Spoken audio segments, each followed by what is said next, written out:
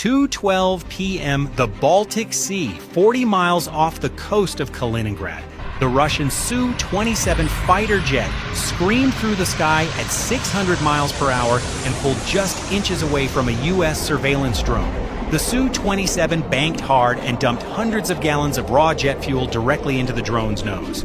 The drone's engine choked on the fumes. Then the Su-27 tilted its wing and clipped the drone's propeller. The USMQ-9 Reaper began a slow, spiraling death dive. The drone was blind, and now the US was too. The moment the drone hit the water, the Russian S-400 missile batteries on the coast locked on the nearby NATO ships. On the bridges of 3 US destroyers, a high-pitched scream filled the rooms, the sound of a missile system telling you that you are seconds away from dying. The Russian force had just cleared the air and put a digital finger on the trigger. They were waiting for the US to flinch. Instead, they got a nightmare. The response was a physical shifting of the Earth across the Polish border. 3 massive C-17 Globemaster transport planes descended through the heavy Baltic overcast. These aircraft are essentially flying warehouses, and as their rear ramps hit the concrete of the forward airbase, they unloaded the Typhon weapon system. As the trucks reached their preset coordinates, the transformation began. The hydraulic pistons hissed, tilting the containers upward until they pointed directly at the sky. Inside each container sat 4 vertical launch cells, already loaded with Tomahawk cruise missiles and SM-6 interceptors. By deploying the Typhon, the US brought a ghost battery. Because these launchers look like any other truck on the road, Russian satellites can no longer tell the difference between a delivery vehicle and a platform. The noose was being laid out, 1 truck at a time. Behind the Typhon units, the Patriot missile batteries began their own deployment. The AN/MPQ-65 radar sets were leveled and powered up. They began sweeping the sky, searching for the specific heat signature of Russian rockets. This system is designed to create an invisible dome of protection over the region. Anything that enters that dome without the correct digital handshake is marked for destruction. But the Patriot is only half of the shield. The real weight arrived in the form of the PAC-3 MSE interceptors. They are designed to use pure physical force to turn an enemy missile into dust. As the launchers reached their positions, the digital network, the link, was activated. It allows a Patriot radar in one town to talk to a Typhon launcher in another 50 miles away. If a Russian jet pops up on one screen, the entire wall of fire knows exactly where it is instantly. In the heart of Kaliningrad, the Krasika 4 electronic warfare system roared to life. This is not a weapon that fires metal, it fires noise. Suddenly, the eye of the NATO force went dim. The GPS signals that the Tomahawk missiles need to find their targets were being drowned out by the Russian shouting. This was the Russian advantage. The home field environment. They don't need GPS to find the Polish border. They are already standing on it. The first blow followed the noise. From a hidden concrete pad deep inside the Russian forest, an Iskander-M ballistic missile roared off its rail. The Iskander-M is a nightmare because it doesn't fly in a predictable arc.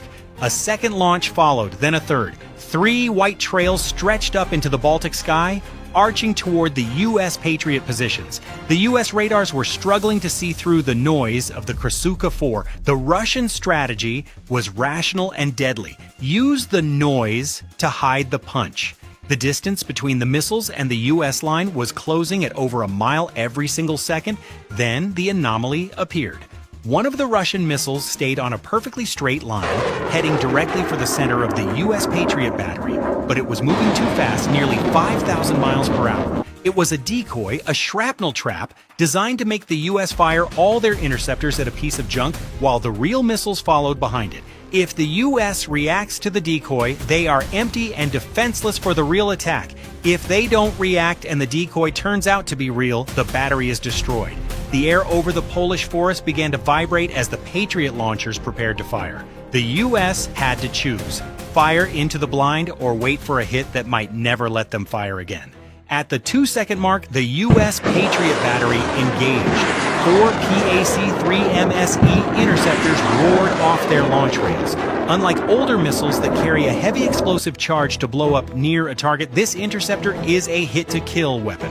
The Russian missile was falling from the edge of space at 4,500 miles per hour. The U.S. interceptor was climbing to meet it at 3,000 miles per hour. If the interceptor is off by even an inch, it will pass right by the target. It's like trying to hit a speeding bullet with another bullet while both shooters are riding on separate roller coasters. The USAN/MPQ-65 radar switched into a burn-through mode, concentrating all of its energy into a single beam. A digital flashlight so bright it cut right through the Russian electronic noise.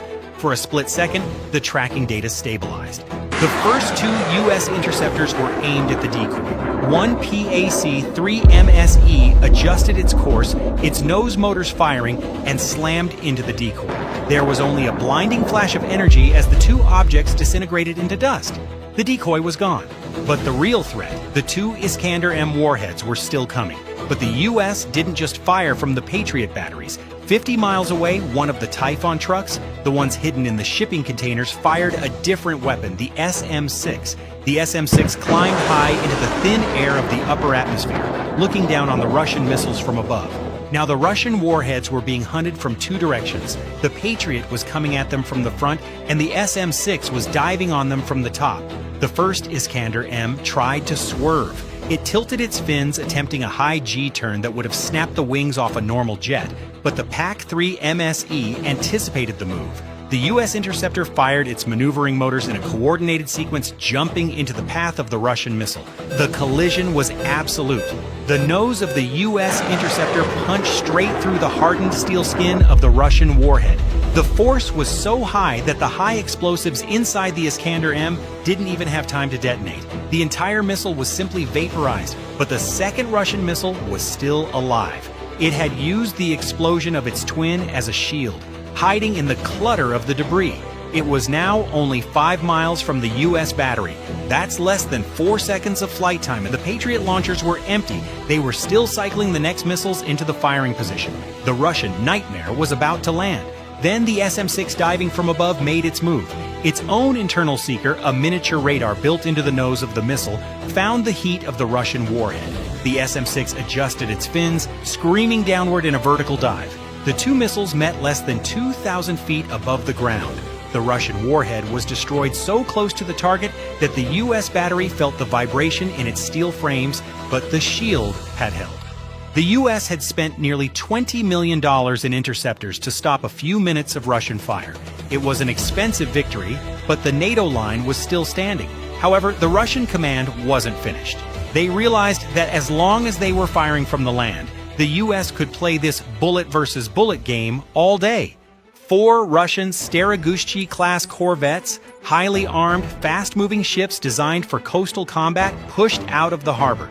Their mission was simple: get into the open Baltic Sea and find the U.S. Typhon and Patriot launchers. If these ships could get within 100 miles of the Polish coast, they could launch their own caliber cruise missiles from a direction the U.S. wasn't guarding. The Russian ships moved in a tight formation, their A-19 100mm bows guns swiveling back and forth searching for targets. They were also carrying the S-350 Vityaz air defense system, which creates a mobile umbrella of protection over the fleet. But hidden in the tree line of the Polish coast, 10 miles from the water, were a series of rugged 8x8 trucks. They carried the NSM, the Naval Strike Missile. The NSM is a silent killer.